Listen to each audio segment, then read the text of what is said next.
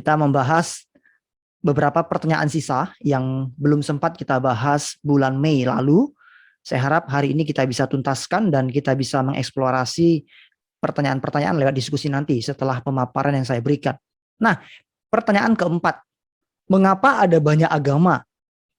Lalu, agama manakah yang benar? Pasti kita juga sering mendengarkan pertanyaan seperti ini ya dari teman-teman kita atau dari orang-orang yang kita jumpai. Mengapa ada banyak agama dan dari sekian banyak agama yang banyak itu mana yang benar? Nah, teman-teman, saya membawa kita untuk mengkaji, menganalisis secara sistematis ya dan logis, sistematis dan logis. Nanti kita akan sampai kepada sebuah kesimpulan agama mana yang benar.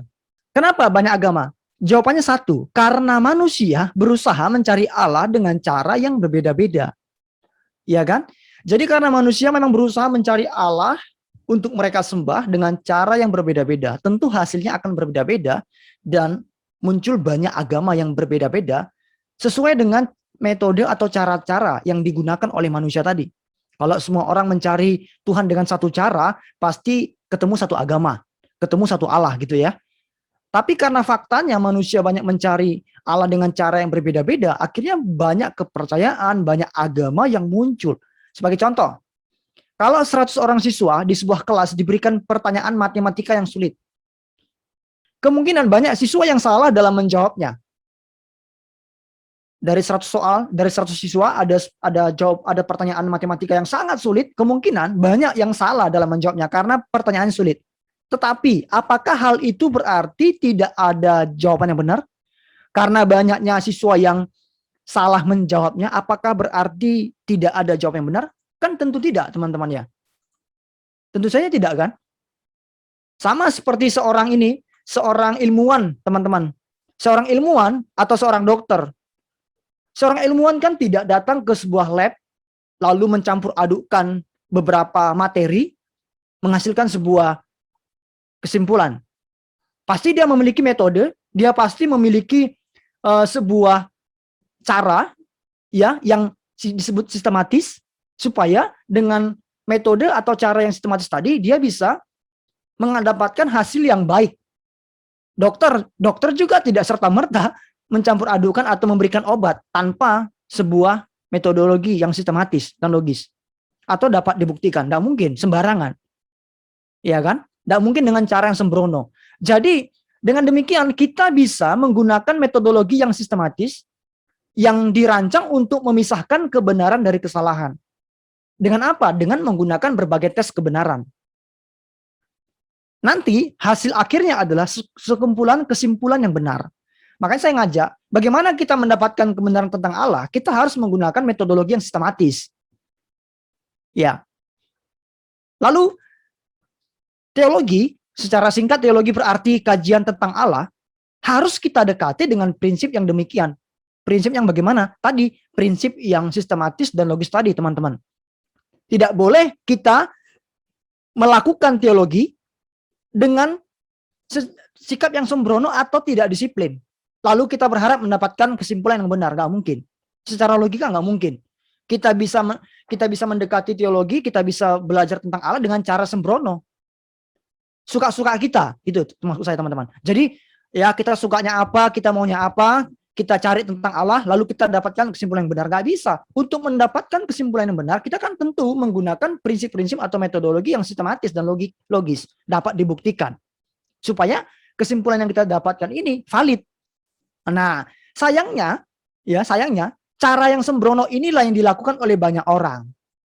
Dan inilah salah satu alasan mengapa ada begitu banyak agama. Banyak orang berusaha merumuskan tentang Allah, mencari tentang Allah secara sembrono. Ketemu pohon yang besar lalu disembah menjadi Allah. Ketemu sebuah benda yang dianggap goib, ya kan? Keramat, dijadikan Allah. Segala sesuatu yang mereka anggap memiliki kekuatan yang hebat, langsung disembah menjadi Allah. Pendekatan-pendekatan yang sembrono seperti itu yang membuat ada banyak agama. Nah, sekarang kita akan belajar tolak ukur logis yang dapat kita gunakan untuk menentukan dari sekian banyak agama. Jadi pertanyaan pertama sudah kita jawab ya. Mengapa ada banyak agama? Karena orang mencari Allah dengan cara yang berbeda-beda. Cara yang sembrono. Akhirnya muncullah banyak kepercayaan atau agama. Sekarang agama mana yang benar? Untuk menentukan agama mana yang benar, saya tidak langsung serta-merta menggunakan Alkitab. Saya mengajak teman-teman untuk berpikir secara logis dulu, ya. Tolak ukur logis apa yang dapat kita gunakan? Ada 3. Yang pertama, harus memiliki konsistensi logis.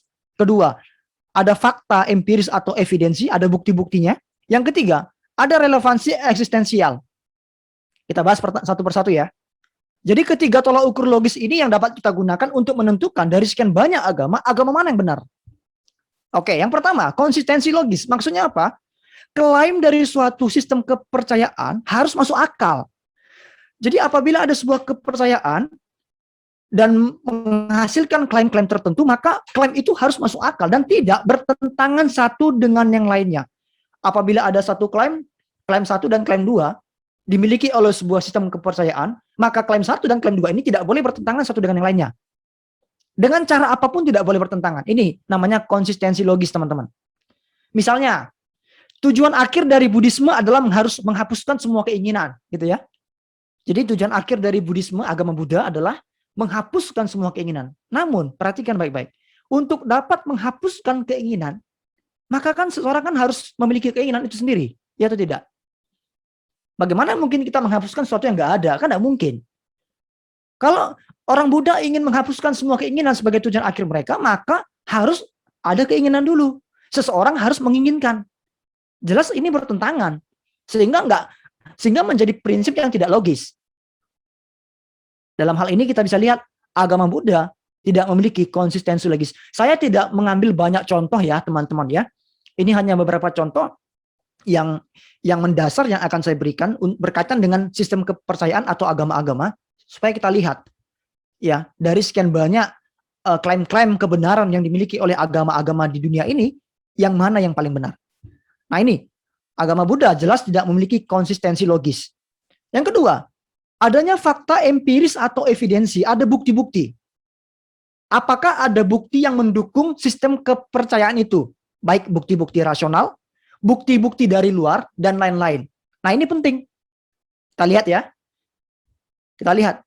Misalnya agama Mormon, aliran kepercayaan Mormon. Ini dari aliran Kristen Bapak Ibu ya. Teman-temannya, Mormon. Mengajarkan bahwa Yesus tinggal di Amerika Utara. Namun, nggak ada bukti sama sekali. Baik arkeologis ataupun bukti-bukti lainnya. Bukti-bukti teks tertulis, naskah, nggak ada. Apalagi bukti arkeologis, nggak ada. Jadi kalau tidak ada bukti dalam sebuah klaim kebenaran, sebuah agama atau kepercayaan, maka kesimpulannya agama itu tidak benar. Ya kan? Harus ada bukti. Nah, sekarang pertanyaan saya, misalkan sekarang yang harus kita renungkan, kekristenan punya bukti. Agama-agama lain seperti agama-agama Islam, Yudaisme, bagaimana? Apakah mereka punya bukti? Nanti kita bahas, nanti kita lihat satu persatu. Apakah agama Islam, Yudaisme, ya 3 agama ini yang 3 agama besar ya, yang monoteisme ya, agama Kristen, agama Islam, dan agama Yudaisme, itu adalah 3 agama monoteisme yang terbesar ya di dunia ini. Nanti akan kita lihat satu persatu. Jadi Mormon jelas tidak memiliki fakta empiris atau evidensi. Yang ketiga, relevansi eksistensial. Maksudnya apa? Sistem kepercayaan harus menuruti realitas sebagaimana yang kita kenal dan harus menghasilkan perbedaan dalam hidup penganutnya. Jadi harus ada dampak relevansinya terhadap keberadaan orang yang menganutnya. Contoh, deisme. Deisme ini adalah sebuah aliran paham yang mengatakan bahwa Allah tidak mau tahu tentang dunia. Dia membiarkan dunia. Allah tidak mau berinteraksi dengan dunia atau orang-orang yang diam di dalamnya. Baik itu manusia maupun ciptaan lain. Setelah Tuhan menciptakan langit dan bumi serta manusia, dia pergi. Dia tidak mau mensupervisi. Dia tidak mau berinteraksi dengan manusia. Itu paham deisme. Sekarang pertanyaannya, bagaimana dampak kepercayaan semacam itu bagi seseorang dalam kehidupan sehari-hari? Nggak ada kan? Nggak ada dampaknya bagi orang untuk percaya bahwa Allah menciptakan dunia, lalu dia pergi. Apa dampaknya bagi hidup penganutnya? Apa dampaknya bagi hidup kita dalam kehidupan sehari-hari? Nggak ada. Jadi tidak memiliki relevansi eksistensial. Nggak ada dampaknya. Nah, jadi Ketiga tolok ukur logis ini yang bisa kita gunakan. Saya akan mengeksplorasi, menjelaskan lebih lanjut, lebih dalam tentang bagaimana penggunaan ketiga tolok ukur logis ini untuk kita nanti bisa mendapatkan kesimpulan agama mana yang paling benar. Ya, ini tadi saya sudah jelaskan beberapa, udah kita tolak ya, beberapa sudah kita tolak. Nah, kerangka kerja di atas ketiga tolak ukur tadi maksud saya, teman-temannya, bahwa harus konsisten secara logis, memiliki evidensi atau bukti-bukti yang kokoh, yang kuat, kemudian harus memiliki relevansi eksistensial. Kerangka kerja tadi, yang tiga tadi ini, ketika diterapkan pada agama, akan mengarahkan seseorang pada pandangan yang benar tentang Allah. Kalau kita menggunakan ketiga kerangka kerja tadi dengan benar, kita terapkan pada sebuah agama, pencarian orang akan Allah, maka akan mengarahkan seseorang pada pandangan yang benar akan Allah. Yang pertama, kita lihat coba ya. Kita perlu mengetahui apakah kebenaran mutlak itu ada. Ya kan? Kita perlu tahu dulu nih, apakah ada kebenaran yang mutlak? Kalau nggak ada, ya kita nggak bisa mengetahui segala sesuatunya dengan pasti kan? Untuk apa kita mencari agama yang benar dan tidak benar, sementara kita tidak percaya bahwa kebenaran mutlak itu ada. Harus percaya dulu bahwa kebenaran mutlak itu ada. Kebenaran mutlak itu adalah sesuatu yang sesuai dengan realita, sesuai dengan objeknya, yang dinyatakan sebagaimana adanya, jujur, mutlak. Kebenaran mutlak itu sesuatu yang sesuai dengan realita, dengan fakta, yang tidak dibuat-buat. Sesuatu yang sesuai dengan objeknya. Nah, beberapa orang mengatakan bahwa tidak ada yang namanya kebenaran mutlak, ya kan?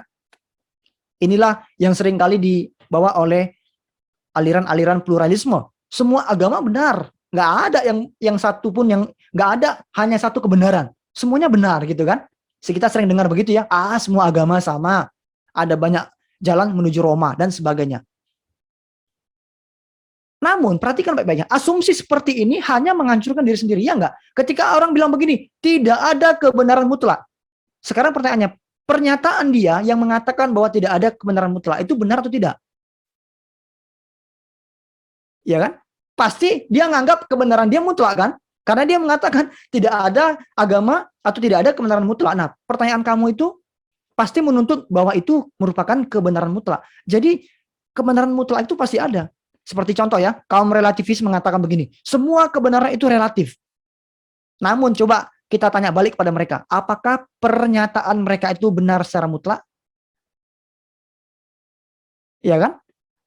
Nah, jadi semua orang pasti mengakui bahwa kebenaran mutlak itu ada. Termasuk kaum relativis, termasuk kaum pluralis yang mengatakan bahwa semua agama benar, tidak ada kebenaran itu relatif. Pernyataan mereka itu menuntut sebuah pengakuan bahwa itu benar secara dan mutlak.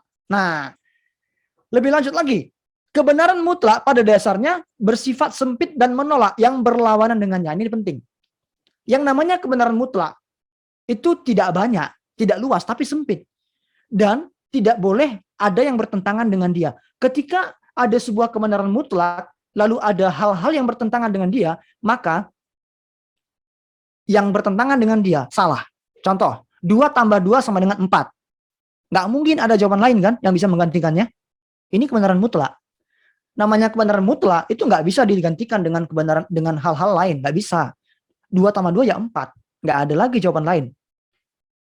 Saya ini masih membawa kita untuk berpikir secara logis ya teman-teman ya.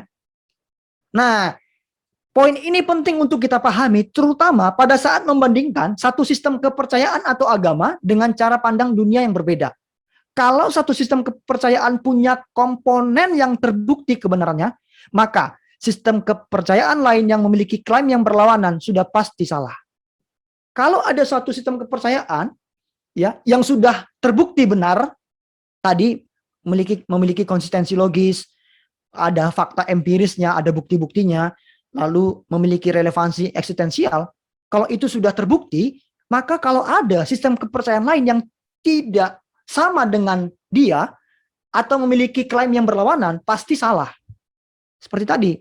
Karena 2 tambah 2 nggak mungkin lagi jawaban yang lain. Jadi kalau ada yang salah, jawabannya 5, pasti salah. Gitu kan? Kalau kita di kelas matematika, Bu, saya dapatnya 3, Bu. Oh iya, 3 boleh. 4 boleh, 3 boleh. Kan nggak ada begitu, teman-teman.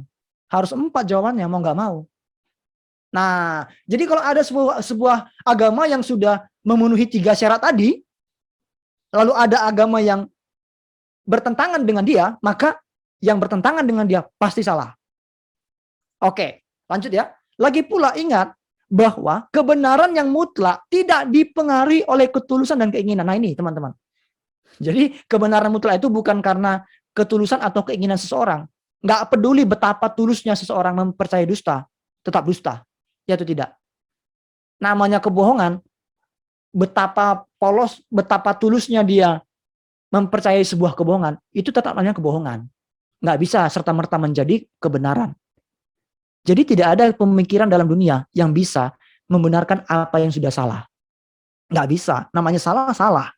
Nah, jawaban dari pertanyaan pertama, apakah ada kebenaran mutlak? Jelas jawaban kita. Kebenaran mutlak itu ada.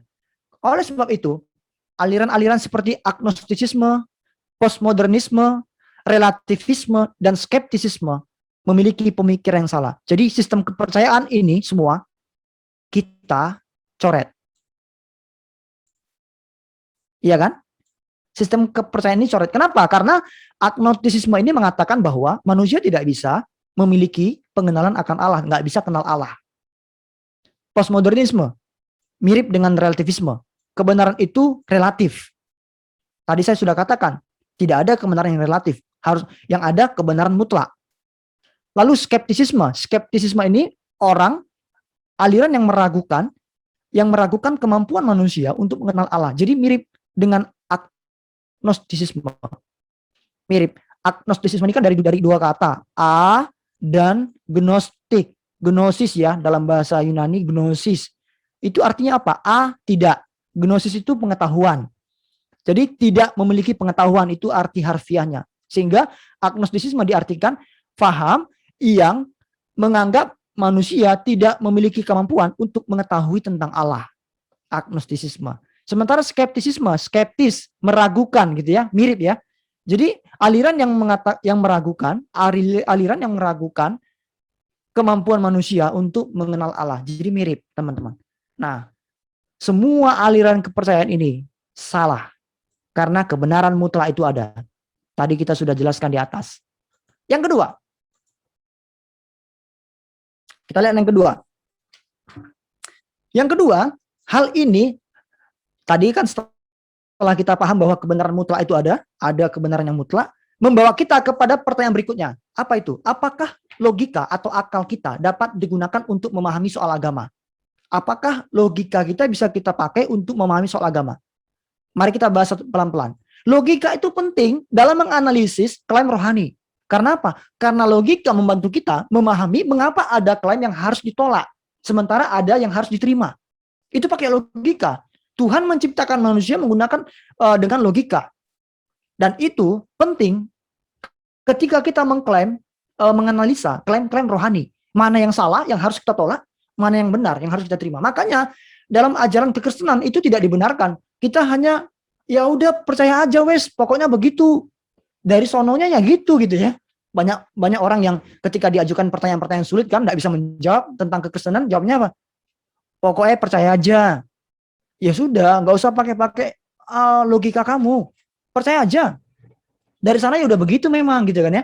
Nggak bisa. Sebenarnya mengapa ada banyak orang yang memberikan jawaban seperti itu? Karena mereka tidak memiliki pemahaman yang komprehensif, pemahaman yang dalam tentang kekristenan. Sehingga jawabannya apa? Ya sudah, percaya aja.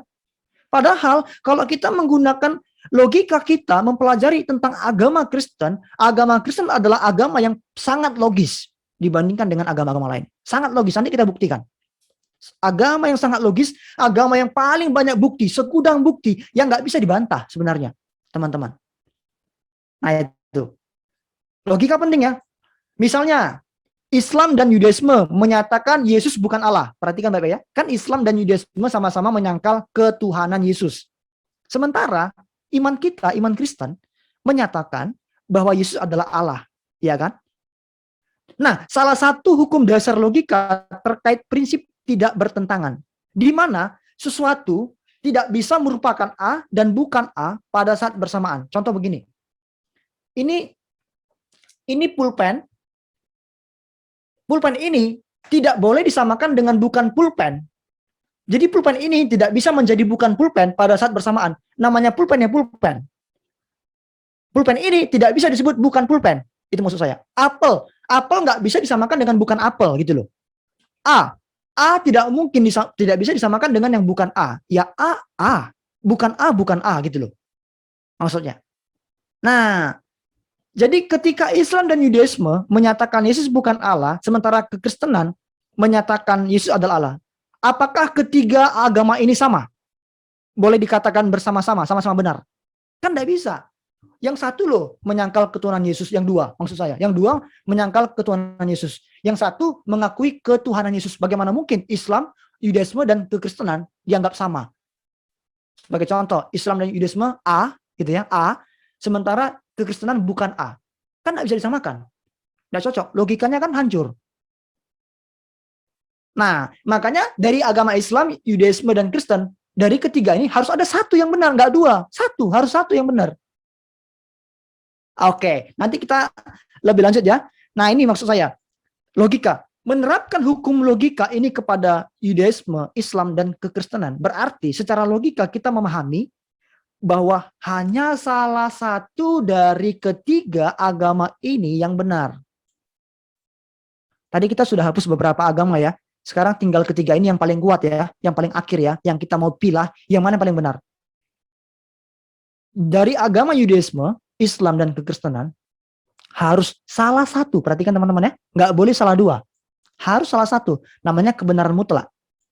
Yang benar. Sementara dua lainnya pasti salah.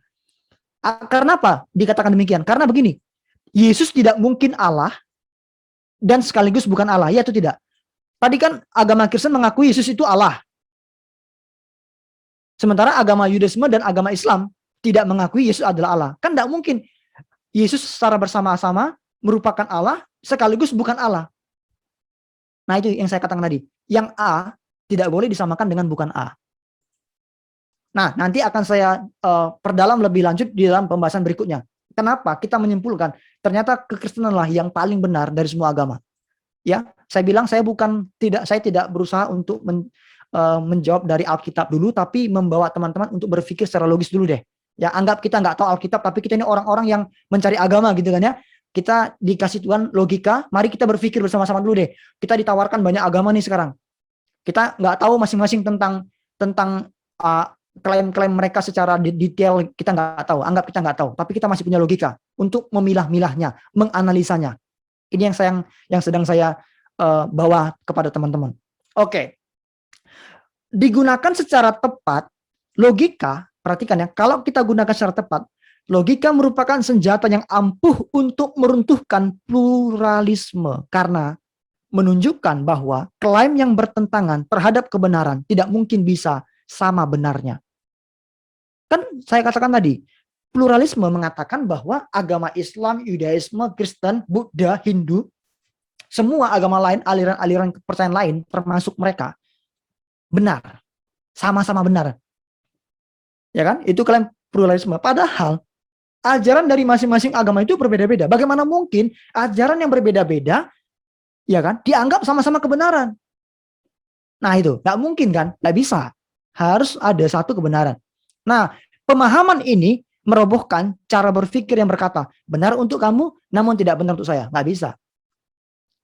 Ya kan? Logika itu justru menghancurkan, merobohkan orang yang berpikir begini. Benar untuk kamu, tidak benar, namun tidak benar untuk saya. Contoh, si A menjawab 4 tambah 4 sama dengan 8. Si B menjawab 4 tambah 4 sama dengan 7. Dia bilang, oke, benar menurut kamu benar 8, menurut aku benar 7. Nggak bisa. Gitu kan ya? Nggak boleh benar menurut siapa kan? Nggak boleh. Harus berdasarkan kebenaran mutlak. Yang mana yang salah, yang mana yang benar. Satu benar, satu pasti salah. Satu benar, yang lain pasti salah. Semua yang bertentangan dengan kebenaran mutlak pasti salah. Oke. Logika juga membantu manusia membuang analogi. Semua jalan menuju Roma gitu ya. Logika, dengan kita pakai logika saja, kita nggak akan bisa. Kita pasti menolak analogi yang mengatakan banyak jalan menuju Roma, semua jalan menuju Roma. Yang digunakan oleh penganut pluralis kan. Logika menunjukkan bahwa setiap sistem kepercayaan memiliki jalan berbeda-beda yang merujuk pada lokasi akhir yang berbeda juga. Kalau kita pakai logika, Semua jalan, semua cara-cara, sistem kepercayaan yang dimiliki oleh agama-agama itu semua akhirnya berbeda kok. Berbeda semua akhirnya teman-teman. Contoh ya, Buddhisme atau Hindu. Mereka percaya bahwa akan adanya reinkarnasi, ya kan? Reinkarnasi. Setelah manusia hidup di dunia ini, lalu nanti dia mati, dia akan berreinkarnasi dalam kehidupan selanjutnya, di mana nanti dia hidupnya yang pada masa reinkarnasi dipengaruhi oleh pahalanya masa kini kan. Kalau saya hidup baik-baik, nanti ketika reinkarnasi, saya akan hidup menjadi manusia yang baik. Maksudnya mungkin kaya, mungkin sukses. Karena dulu dalam kehidupan sebelumnya saya baik. Tapi kalau orang hidup jahat dalam kehidupan ini, ketika dia mati nanti lahir kembali katanya, dia akan lahir sebagai orang yang buruk. Ya kan, yang buruk. Bisa menjadi orang yang penuh dengan kemiskinan, penderitaan dan sebagainya. Kenapa? Karena karma katanya. Karma kamu dulu tuh. Kamu dulu hidupnya jahat, nanti di kehidupan selanjutnya kamu akan lahir lahir dalam keadaan yang buruk. Sakit-sakitan, miskin, menderita dan sebagainya. Mereka percaya adanya reinkarnasi. Jadi circle. Jadi sirkulasi, lahir, mati, lahir lagi, mati, lahir lagi, mati. Begitu teman-teman. Apakah sama dengan konsep kekristenan? Beda. Mereka juga mengenal namanya nirwana. Apakah sama dengan surga? Beda. Surga. Oke, Islam memiliki konsep tentang surga. Kristen punya konsep tentang surga. Tapi konsep surga Kristen dan Islam berbeda sekali kan? Suasananya berbeda sekali teman-teman. Nah, jadi apakah tujuan akhir sama? Beda. Jadi kalau orang berkata itu hanya caranya yang beda, jalannya beda, tujuannya sama. Tujuannya pun kalau kita pakai logika jelas berbeda juga. Ya kan? Tadi saya katakan tadi jelas berbeda. Loh, tujuan agama Buddha beda, agama Hindu beda, agama Islam beda, agama Yudaisme beda, agama Kristen beda. Tujuannya berbeda. Nah, jadi kita nggak bisa mengatakan bahwa semua jalan menuju Roma. Ya kan? Nah, logika juga memperlihatkan bahwa ilustrasi yang tepat untuk pencarian kebenaran itu seperti jalan yang rumit gitu kan. Satu jalur menuntun kepada kebenaran, sementara semua lainnya buntu. Jadi logika itu membantu kita ya untuk menentukan dari jalan yang sangat rumit ini mana yang menuntun kepada kebenaran dan mana yang buntu. Perhatikan yang saya kasih cetak tebal.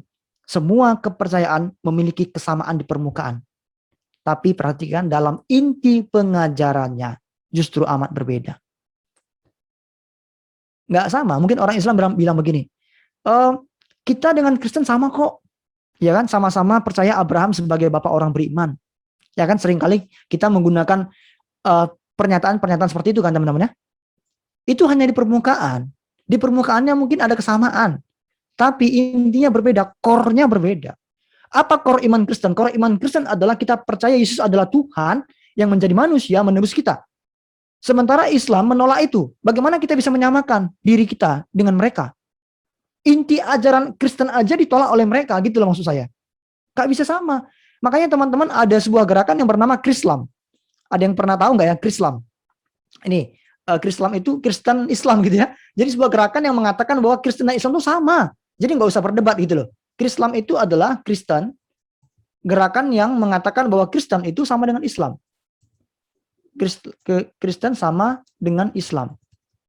Nah ini teman-teman, ini bahaya nih. Bahaya, nggak sama. Bagaimana mungkin? Klaim kekristenan dan klaim Islam aja berbeda kok.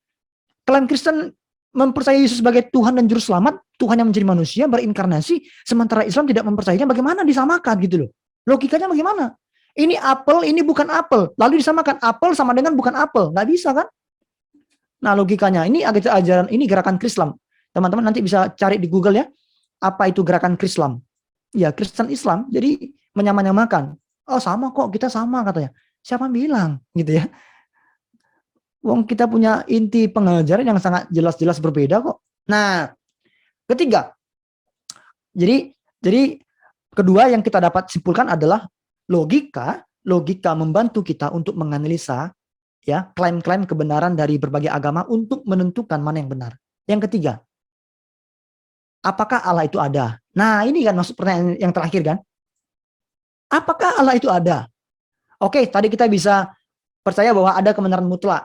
Oke, tapi kita kan nggak tahu kan yang mana Allah yang benar-benar mutlak kan. Kedua, kita percaya bahwa logika membantu kita untuk bisa menganalisa klaim-klaim kebenaran berdasarkan fakta-fakta dan bukti-bukti. Oke, tapi kita nggak tahu kan yang mana yang apakah Allah itu ada atau tidak, belum tahu kita. Pertanyaan ketiga, apakah Allah itu ada? Nah, kaum ateis dan naturalis, teman-teman, tidak menerima apapun selain dunia. Maksudnya mereka itu tidak mau percaya adanya kuasa ilahi. Tidak ada pencipta, tidak ada yang maha kuasa, nggak ada. Yang ada tuh ya dunia materi gitu loh. Mereka berkata nggak ada Allah. Ya kan? Tidak ada Allah. Coba kita pikirkan baik-baik ya. Ketika orang mengatakan tidak ada Allah, berarti kan ada Allah harusnya ya. Karena dia menyangkal. Apa yang disangkal? Bagaimana dia menyangkal Allah sementara dia tidak mengakui keberadaan Allah? Kan nggak mungkin toh. Yang disangkal itu adalah ada sesuatu yang ada, gitu kan? Bagaimana dia bisa berkata tidak ada Allah? Berarti di dalam pikiran dia ada konsep Allah. Sehingga dia mengatakan tidak ada Allah, gitu loh. Berarti konsep Allah itu ada sebenarnya, sehingga dia sangkal gitu loh. Nah, makanya aliran ateis, kaum ateis, naturalis, agnostisisme tadi, skeptisisme tadi, itu semuanya kita tolak mentah-mentah sebenarnya. Karena klaim-klaim mereka justru berlawanan gitu loh. Iya kan? Mereka berkata tidak ada Allah. Bagaimana mungkin mereka menyangkal Allah kalau mereka tidak mengakui keberadaan Allah? Berarti mereka sebenarnya mengakui keberadaan Allah sehingga mereka menyangkalnya. Ya kan? Coba kita berpikir secara logika. Nah, sekalipun sepanjang sejarah pertanyaan ini sudah banyak ditulis dan diperdebatkan dari dulu ya kan sampai sekarang ya kan. Sepanjang sejarah itu sudah banyak ditulis dan diperdebatkan orang-orang. Sebenarnya nggak sulit untuk menjawabnya. Saya akan membawa kita untuk memahami bersama-sama dengan baik. Nah, untuk memahaminya, saudara, pertama-tama harus menanyakan pertanyaan ini dulu. Mengapa kita memiliki sesuatu dan bukannya sama sekali tidak ada? Dengan kata lain, bagaimana saudara dan semua yang lainnya bisa ada? Mengapa kita memiliki sesuatu? Kenapa kita punya apa ya? Ya diri kita ada, gitu kan ya? Kita punya sesuatu benda-benda di tangan kita, di sekitar kita. Kenapa ada? Bagaimana saudara dan semua yang lainnya bisa ada? Itu harus kita tanya. Kenapa saya ada? Gitu kan ya. Nah, pemikiran kenapa Allah itu ada dapat disajikan dengan amat sederhana. Yang pertama, ada sesuatu. Kedua, sesuatu tidak berasal dari yang tidak ada. Karena itu, pribadi yang kekal itu ada. Iya kan? Kita ada nih, kita ada. Atau dunia ini ada. Kedua, dunia yang ada ini, sesuatu yang ada tadi, itu tidak berasal dari yang tidak ada. Nanti akan saya jelaskan. Dunia itu nggak bisa terjadi dengan sendirinya, meskipun banyak ilmu-ilmu yang membuktikan bahwa dunia berasal dari ledakan besar. Big Bang kan? Ada ilmu begitu kan, yang membuktikan bahwa dunia ini terbentuk dari ledakan besar. Nah, sesuatu tidak berasal dari yang tidak ada, nggak mungkin. Bahkan ledakan itu, partikel-partikel yang akhirnya membentur terjadi ledakan besar. Dari mana asalnya? Kembali lagi, pasti ada pencipta gitu kan. Orang mau bilang bumi dari ledakan kah? Orang mau bilang bumi dari apakah? Semuanya berujung kepada kesimpulan. Ada seorang pribadi yang kekal yang menciptakan itu semuanya. Meskipun orang beranggapan bahwa bumi terbentuk dari partikel-partikel, pertanyaannya, dari mana partikel itu? Pasti kan ada yang menciptakannya. Pribadi yang menciptakan yang mana? Ya, yang kekal dong. Yang tidak bisa diciptakan, tapi dia sebagai pencipta. Nah, coba ya perhatikan baik-baik teman-temannya. Saudara tidak bisa menyangkal bahwa saudara itu ada, nggak bisa kan? Karena saudara harus ada baru dapat menyangkali keberadaan saudara. Ya atau tidak? Sama. Orang nggak bisa menyangkali Allah karena apa? Dia harus menyadari dulu Allah itu ada, baru dia dapat menyangkal Allah. Jadi premis pertama di atas benar. Premis yang mengatakan ada sesuatu. Kita nggak bisa menyangkal sesuatu nggak ada. Tak bisa. Berikutnya. Tidak ada orang yang percaya bahwa saudara bisa mendapatkan sesuatu dari yang tidak ada. Artinya, tidak ada bisa menghasilkan alam semesta. Nggak bisa. Sesuatu yang tidak ada menghasilkan sesuatu yang ada. Nggak bisa. Jadi sesuatu pasti berasal dari sesuatu yang ada. Sehingga premis kedua yang mengatakan sesuatu tidak berasal dari yang tidak ada, sesuatu tidak berasal dari yang tidak ada ini benar. Karena apa? Sesuatu harus berasal dari sesuatu yang ada. Ya kan? Nggak mungkin kita ini nggak bisa berpikir bahwa kita ini ada dari sesuatu yang tidak ada, nggak bisa. Ketiga, premis ketiga pasti benar bahwa ada pribadi yang kekal yang bertanggung jawab atas segala sesuatu yang ada. Nah ini, akhirnya muncullah kesimpulan, adalah itu ada. Siapa pribadi kekal yang bertanggung jawab ini? Ya, itulah yang disebut oleh orang-orang agama-agama sebagai Allah. Pribadi Allah itu sendiri. Nah, jadi kesimpulan kita, Allah, apakah Allah ada? Ada. Nah, inilah posisi yang tidak bisa disangkal oleh orang ateis yang mengatakan bahwa alam semesta merupakan sang pribadi kekal itu sendiri. Coba teman-teman perhatikan ya. Orang ateis berkata, alam semesta ini merupakan sang pribadi kekal itu sendiri. Jadi alam semesta itu yang menjadi pribadi kekal, dia yang menciptakan dirinya sendiri. Alam semesta ini. Coba kita perhatikan, masalah dengan perspektif ini adalah semua bukti ilmiah menyajikan fakta bahwa alam semesta ini memiliki awal. Apakah awalnya itu berupa letusan besar gitu ya. Jadi semuanya punya awal. Maka segala sesuatu yang punya awal pasti memiliki penyebab. Atau causa prima istilahnya. Causa prima itu penyebab utama. Penyebab pertama. Causa prima. Penyebab utama. Penyebab pertama. Jadi semua yang berawal pasti ada karena ada penyebabnya. Karena alam semesta memiliki penyebab, jadi dia kan tidak kekal. Karena dunia tidak kekal, maka dia tidak bisa menjadi apa? Tidak bisa menjadi Allah kan? Nggak bisa. Jadi pandangan ateisme dan naturalis salah. Nggak bisa, nggak kita terima. Karena dunia yang dikatakan mereka kekal, ya pribadi kekal itu ya dunia itu sendiri, kata mereka gitu ya. Bukan, nggak ada pribadi Allah, yang kekal itu ya dunia itu sendiri. Padahal menurut mereka, dunia ini terjadi dari letusan besar. Berarti ada awalnya kan? Sesuatu yang memiliki awal pasti punya penyebab. Kalau alam semesta punya awal, entah itu dari letusan besar menurut mereka, kita ikutin cara berpikir mereka ya. Kata mereka dari letusan besar, itu kan berarti awal terbentuknya dunia. Dari letusan besar, berarti ada penyebabnya. Kalau dunia punya awal, berarti dunia nggak bisa dibilang kekal. Dunia nggak bisa disebut sebagai pribadi yang kekal itu sendiri. Nggak bisa kan? Logikanya lah coba. Nggak bisa. Nah, jika yang bisa menjadi sumber kekekalan itu hanya alam semesta yang kekal, yang tadi kita sebutkan sudah terbukti nggak benar ya. Alam semesta nggak mungkin menjadi pribadi yang kekal kan? Karena alam semesta punya awal. Jika yang bisa menjadi sumber kekekalan itu hanya alam semesta yang kekal, dan ini salah, atau pencipta yang kekal, maka kesimpulan yang logis untuk diambil adalah Allah itu ada. Karena itu, mengetahui keberadaan Allah secara mutlak menghapuskan ateisme sebagai sistem kepercayaan. Kita sudah menghapuskan ateisme ya. Dalam hal ini kita sudah melihat ateisme tidak bisa kita terima, dihapuskan, gagal, nggak bisa menunjukkan, ya kan? Bahkan begini, teman-teman, kita tuh justru akan kesulitan untuk membuktikan Allah tidak ada daripada membuktikan Allah ada loh.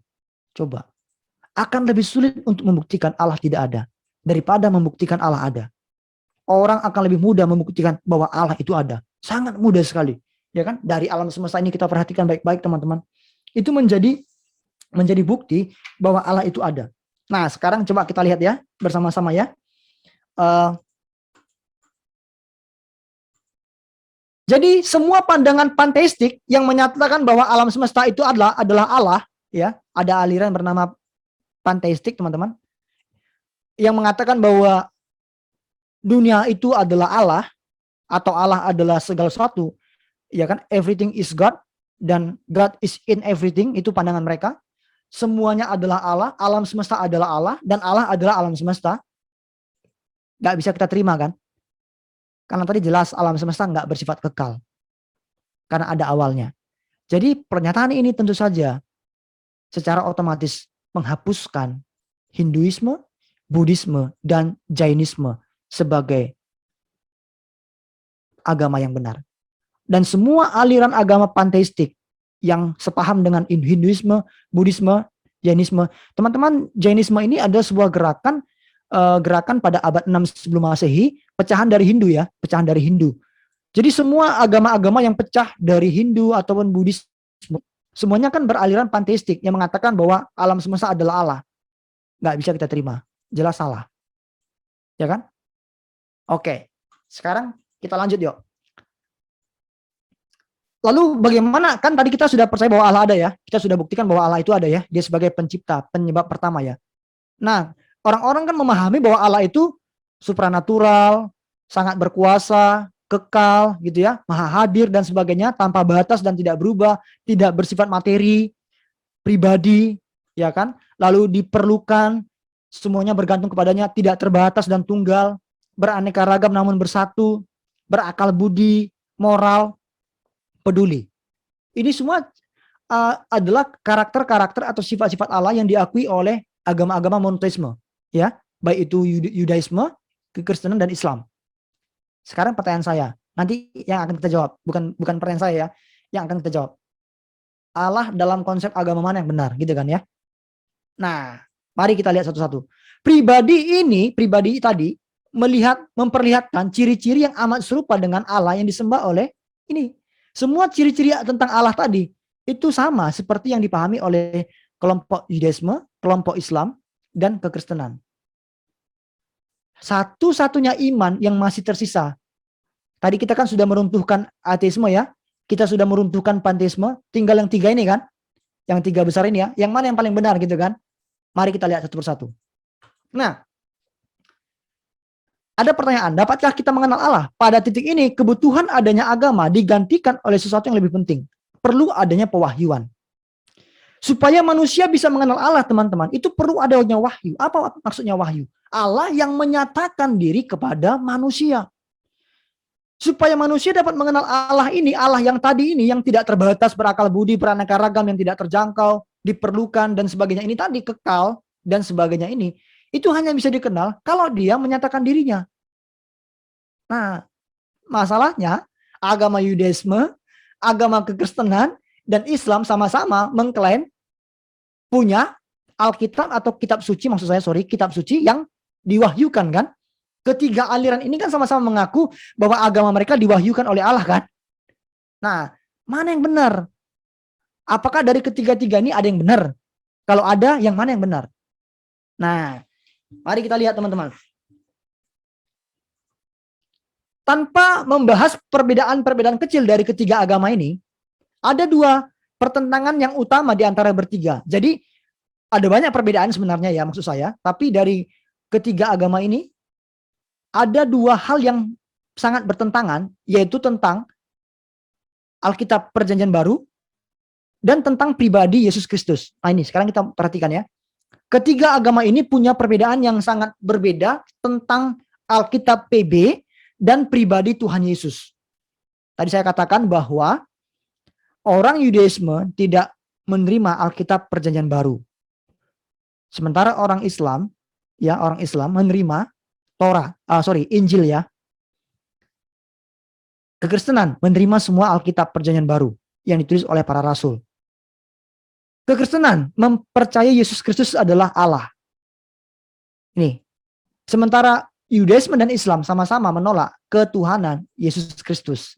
Nah, jadi sebenarnya kita sudah dapat menemukan ya yang mana yang paling benar dari ketiganya kan. Nah, mari kita lihat dulu yuk. Islam dan Yudaisme sama-sama mengklaim bahwa Alkitab PB itu palsu. Dan menolak bahwa Yesus itu Allah yang berinkarnasi. Sama-sama Islam dan Yudaisme. Sementara kekristenan menerima keduanya. Alkitab PB adalah firman Allah. Bukan hanya PL tapi PB juga. Dan Yesus adalah Allah yang berinkarnasi, yang menjadi manusia. Itu diterima oleh kekristenan. Nah, jadi teman-teman, coba kita perhatikan, tidak ada sistem kepercayaan lain di atas bumi ini yang dapat mengimbangi segudang bukti atau segudang bukti yang mendukung kekristenan. Apa bukti-buktinya? Ini. Pertama, banyaknya jumlah naskah-naskah kuno, mulai dari paling awal, jadi dokumen yang tertanggal pada saat para saksi masih hidup, beberapa naskah-naskah kuno, teman-teman, ya, yang menuliskan tentang peristiwa-peristiwa yang terjadi tentang Yesus Kristus, itu bahkan hanya 15 tahun setelah kematian Tuhan Yesus loh. Hanya 15 tahun setelah kematian Tuhan Yesus. Jadi naskah-naskah kuno tentang Yesus Kristus itu semuanya kredibel, dapat dipercaya. Karena tertulis tertanggal itu hanya 15 tahun setelah kematian Yesus. Bandingkan dengan naskah-naskah lain, naskah-naskah yang dimiliki oleh agama-agama lain, itu tertanggal abad-abad berapa? Abad-abad ke-5, abad-abad ke-6, ke-7. Jadi sudah ratusan tahun setelah peristiwa Yesus Kristus. Nah, mana yang lebih kita percaya? Pastikan naskah-naskah kuno kan yang lebih dekat. Contoh ya, teman-teman membaca buku tentang proklamasi ya kemerdekaan Indonesia tahun 1945. Saudara percaya tentang proklamasi yang ditulis tahun 46 atau yang ditulis tahun 2016? Lebih percaya mana? Pasti kita lebih percaya yang ditulis pada tahun 1946 kan, karena lebih dekat dengan peristiwanya kan, masih segar kan peristiwanya dibandingkan dengan tahun 2016. Mungkin tahun 2016 ini buku yang ditulis tahun 2016 ini hasil dari tafsiran-tafsiran atau kumpulan-kumpulan data-data dari naskah-naskah awal kan, dan itu bisa salah kan ketika mengumpulkan data-datanya, bisa saja salah. Nah, sama kekristenan itu teman-teman, naskah-naskah kuno itu yang paling dapat dipercaya. Kenapa? Karena kalau ada mengatakan Injil Barnabas itu adalah Injil yang dibuang gitu ya. Injil Barnabas itu ditulis dalam bahasa Italia, teman-teman, bahasa Italia modern. Jadi kalau kita melihat dalam bahasa Italia modern, kapan? Abad-abad awal, orang tidak kenal bahasa Italia modern, yang ada bahasa Latin. Itu pun abad keempat, abad 3 dan abad keempat. Jadi kalau Injil Barnabas diklaim sebagai Injil yang sengaja dibuang oleh orang Kristen, ya kan? Lalu agama-agama lain menganggap agama Kristen memanipulasi dan sebagainya. Kenapa agama Kristen tidak menerima Injil Barnabas? Karena Injil Barnabas itu ditulisnya ratusan tahun setelah kematian Tuhan Yesus.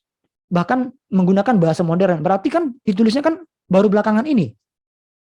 Bagaimana kita bisa menerima itu sebagai kebenaran yang ditulisnya belakangan ini? Sementara ada teks-teks lain seperti Injil Matius, Markus, Lukas, Yohanes ditulisnya abad pertama. Ya kan? Dari tahun 50 sampai tahun 90. Injil Yohanes ditulis tahun 90, teman-teman. Sebelum Yohanes mati atau meninggal. Nah, jadi ada banyak naskah-naskah kuno, teman-teman ya, yang menuliskan tentang Yesus dan ada saksi matanya. Kedua, banyaknya kisah yang dituliskan oleh saksi mata langsung. 9 penulis untuk 27 kitab Perjanjian Baru. Ada 9 penulis, teman-teman. Semuanya menceritakan tentang Yesus Kristus. Mereka adalah saksi mata dari Tuhan Yesus Kristus. Ada murid-murid dan ada para rasul, termasuk Rasul Paulus. Semuanya mereka sepakat, mereka bersuara satu, menceritakan tentang Yesus. Tidak ada yang bertentangan, teman-teman. Bayangkan, kalau para murid tidak dipimpin oleh Roh Kudus, percaya saya, pasti tulisannya amburadul dan bertentangan satu dengan yang lain. Oh, si Matius melihatnya begini, oh si Lukas lihatnya begini, oh Paulus lihatnya ngakunya begini. Pasti semuanya ngaku-ngaku dan membuat kita nggak percaya Alkitab sebagai firman Allah. Tapi faktanya, teman-teman baca, dari 9 penulis kitab PB yang berjumlah 27 kitab PB, itu mereka menuliskan tentang Yesus tidak bertentangan, tidak kontradiksi satu dengan yang lain, bahkan saling menguatkan, saling mendukung satu dengan yang lain. Yang ketiga, bukti ketiga apa? Ada juga bukti arkeologis, teman-teman. Waduh, ya kan? Bukti arkeologis, bukti kuburan Tuhan Yesus, bukti-bukti tentang Taman Getsemani, bukti-bukti arkeologisnya ada semua. Itu menjadi bukti yang tidak terbantahkan. Tidak ada satupun yang bertentangan dengan klaim yang tertulis di PB. Semua bukti-bukti arkeologis yang ada, teman-teman, itu semuanya mendukung apa yang tertulis di Perjanjian Baru. Bahwa segala sesuatu yang tertulis di Perjanjian Baru itu benar adanya. Termasuk fakta bahwa para rasul sampai mati pun tetap menyatakan mereka telah melihat apa yang dilakukan oleh Yesus. Gak mungkin ada orang yang berani mati untuk sesuatu yang dusta, ya kan? Murid-murid berani mati, teman-teman. Mati dengan cara yang mengenaskan. Demi membela apa yang mereka yakini, apa yang mereka lihat tentang Yesus Kristus. Kalau itu bohongan, settingan, gak mungkin mereka mau mengorbankan nyawa mereka untuk sesuatu yang mereka tahu mereka berbohong gitu loh. Gak mungkin kan? Oke lah, mungkin ada beberapa yang mau. Gak mungkin semua kan? Tapi faktanya, semua rasul rela mati. demi Injil, demi Yesus Kristus kan. Berarti apa yang mereka beritakan itu benar. Sampai mereka mau mati untuk itu. Coba ada 1-2 orang rasul yang tidak mau mati, lalu menyangkal, oh nggak benar, lah repot kita. Ya kan? Repot, berarti agama Kristen nggak bisa kita percaya. Ada 1 orang saja dari murid-murid yang menyangkal itu, ya kita udah nggak bisa, iman kekristenan udah nggak bisa kita katakan sebagai kebenaran, nggak bisa, karena ada 1 orang yang menyangkalnya. Faktanya kan nggak ada, semuanya rela mati loh teman-temannya. Nah, jadi bukti-bukti dari naskah kuno, bukti-bukti dari kisah yang ditulis oleh saksi mata di dalam Perjanjian Baru, lalu bukti arkeologis itu menjadi bukti yang tidak terbantahkan bahwa kekristenan itu benar. Nah, jadi sebagaimana yang kita pelajari, 2 klaim kebenaran yang berlawanan, perhatikan ya, tidak mungkin dua-duanya benar kan? Satu pasti salah, atau yang satu pasti benar. Nggak mungkin dua-duanya benar, karena padahal mereka memiliki klaim yang berlawanan. Nggak mungkin dua-duanya benar. Jadi, segala sesuatu dalam Al-Quran Islam atau tulisan Yudaisme yang bertentangan dengan Alkitab, teman-teman, otomatis tidak mungkin benar. Kenyataannya, baik Islam maupun Yudaisme gagal menyajikan kebenaran karena mereka menyatakan Yesus bukan Allah yang berinkarnasi. Sementara bukti-bukti menunjukkan Yesus itu Allah yang berinkarnasi. Mereka menyangkal Yesus yang berinkarnasi tapi tidak bisa menyajikan bukti-bukti. Kekristenan mengakui Yesus adalah Allah yang berinkarnasi, ada bukti-buktinya, naskah-naskah kuno, saksi mata, dan apa teman-teman tadi? Arkeologis kan? Kekristenan agama yang memenuhi hukum, memenuhi aturan hukum, harus ada saksi mata, baru nyatakan benar kan? Harus ada saksi mata. Semuanya ada saksi matanya. Klaim-klaim kekristenan. Bukan hanya 1-2 orang, banyak loh. Contoh, Elia, ketika Elia mengalahkan Nabi Baal, ada nggak saksinya? Ada. Ada kan, para Nabi Baal itu saksinya. Jadi dia nggak melakukan demonstrasi kuasa Allah sendiri. Lalu dia ngaku, aku melakukan demonstrasi kuasa Allah. Waktu itu saya berdoa lalu Tuhan menurunkan api. Nggak ada yang lihat, nggak ada. Aku sendiri yang mengalaminya. Nggak bisa. Itu orang bisa ragu kan, bohong kamu Elia. Nah, orang Israel keluar dari Mesir. Musa membelah laut Teberau. Ada nggak saksi mata? Ada, tentara Firaun kan. Orang Israel yang banyak juga kan sebagai saksi mata kan. Jadi Musa nggak ngeklaim sendiri kan. Aku jalan sendiri di laut Teberau. Lalu aku belah laut Teberau. Terbelah 2, aku jalan tengah-tengahnya. Kan tidak begitu teman-teman. Ada saksinya. Tentara Firaun dan orang Israel yang jumlahnya banyak. Kematian Yesus. Banyak sekali saksi matanya kan. Nah, jadi tidak ada klaim-klaim dari agama Kristen itu yang sepihak, yang tidak memiliki saksi mata. Semuanya ada saksi mata dan itu menunjukkan bahwa itu adalah benar. Sementara kalau ada agama lain yang mengatakan bahwa Yesus bukan Tuhan dan mereka tidak bisa memberikan buktinya. Ya kan? Bahkan bukti-bukti yang ada kalau mereka mau menunjukkan, ya justru menunjukkan bahwa Yesus adalah Allah yang berinkarnasi. Jadi kesimpulannya teman-teman, dari semua agama mana yang benar? Agama Kristen. Kan ada pertanyaan tadi kan, kenapa ada banyak agama? Agama mana yang paling benar? Agama Kristen yang benar, satu-satunya yang benar. Karena apa tadi? Tadi saya sudah jelaskan, konsistensi logis ya. Kedua, punya bukti-bukti, tadi ada bukti-bukti tadi, bukti-bukti dari naskah-naskah kuno yang banyak sekali, lalu saksi-saksi mata, lalu bukti arkeologis. Yang ketiga, ada relevansi eksistensial. Apa relevansi bagi kita? Kita yang percaya kepada Tuhan Yesus kan kita mendapatkan keselamatan. Orang-orang yang diselamatkan hidup dalam kebenaran. Itulah relevansi kita bagi penganutnya kan, yang percaya kan. Ada dampaknya dalam hidup kita. Apa dampaknya? Ya kita menjadi orang yang diselamatkan oleh Tuhan Yesus kan. Kita menjadi orang-orang yang pewaris kerajaan surga.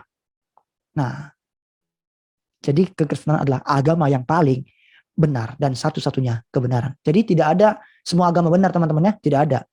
Semua agama tidak bisa dikatakan benar. Tadi itu berarti kan menghantam aturan logika kan. Bagaimana dikatakan benar? Wong masing-masing agama punya klaim yang berbeda-beda, punya jalan yang berbeda, dan pada akhirnya tujuannya juga berbeda. Bagaimana kita katakan sama gitu loh? Berarti kan kita kan mengabaikan ini kita kan, logika kita. Padahal orang-orang yang menentang kekristenan seolah-olah mereka lebih logis kan, seolah-olah kan. Padahal mereka orang-orang nggak logis, gitu loh. Justru kekristenan lah orang-orang yang paling logis, gitu kan. Tapi mereka mengaku orang Kristen nggak pakai logika, orang Kristen tuh hanya hanya merasa-rasa dan sebagainya. Salah, justru kalian yang mereka itu yang tidak pakai logika, klaim-klaim mereka bertabrakan dengan logika gitu loh, teman-teman ya. Apalagi kalau kita melihat dari Alkitab. Tadi saya mengajak teman-teman kan baru melihat secara logika kan, sistematis kan. Kalau dari Alkitab ya jelas kan, kita pasti sudah menyimpulkan ya kekristenan yang paling benar. Tapi kan saya tadi mengajak kita coba kita jujur ya, adil gitu kan ya. Kita sama-sama melihat satu persatu gitu kan, dari logika bagaimana yang mana yang paling benar klaim-klaimnya. Kesimpulannya apa? Kekristenan